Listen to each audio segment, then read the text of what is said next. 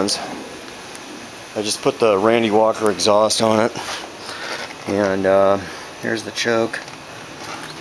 I'm running like I think it's an M16 carb on it, or M18. Turn the fuel off so I don't lose it all. That's a modern shut off, and I have the original carburetor for this, but yeah, M18, there it is. Okay. Thing's a little stiff. It's really stiff. Oh well. Anyway, fires up and runs. Needs a lot of work. I was so thrilled to get Randy Walker's exhaust for this. He makes the best stuff that you can find for antique motorcycles, Indians. Bolts right up there. Got another connection there. Bolts right there. You can see where that bolts. And then the other one there, I need a longer bolt for that one. And looks like we've blown some oil. Oh well. That's a pretty old bike, 1929. It really is going to need some real attention. But yeah, your input's appreciated. I put a little grease on here just to get that in place. It'll just cook on so it's easier to take off if I have to. And you know, there was a guy that was making kickers for these things. I don't know if he's still doing it. He was in that 101 association, and I've used them. They were just absolutely fantastic. I need taillight, headlight, horn. I've got a cover for this. I've got the other side for that. And I need a front bracket. That's some sort of homemade piece. But there it is. Probably that bushing in there needs to be replaced. And this is the oil side, and this is the gas in the front. Don't mix those up. Unfortunately, I don't have a gas cap that says gas or an oil cap that says oil. So, and this is not the correct CT. This is something from a Harley. This bike,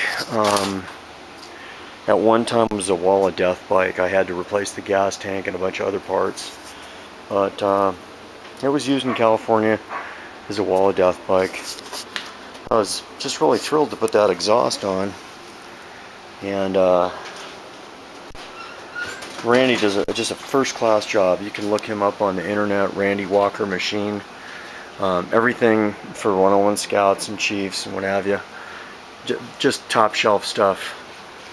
I didn't want to put another exhaust on it unless I could get his, because it's just absolutely perfect. The bends, you can see it's just bent perfect, just the way it's supposed to be.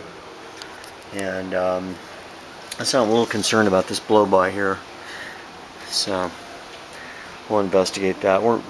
I had a I had a 28 101 one time that came out of Florida. It was a wall of death bike from there. Had the cast iron pistons, and man, that thing was just a dream bike.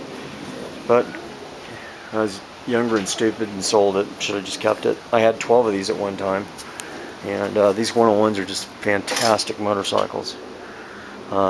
Absolutely fantastic. If you get one, don't ever sell them. They're just too much fun. And then there's a shift knob. I don't know if you can see that head on there. Probably not. It's got an Indian head on there.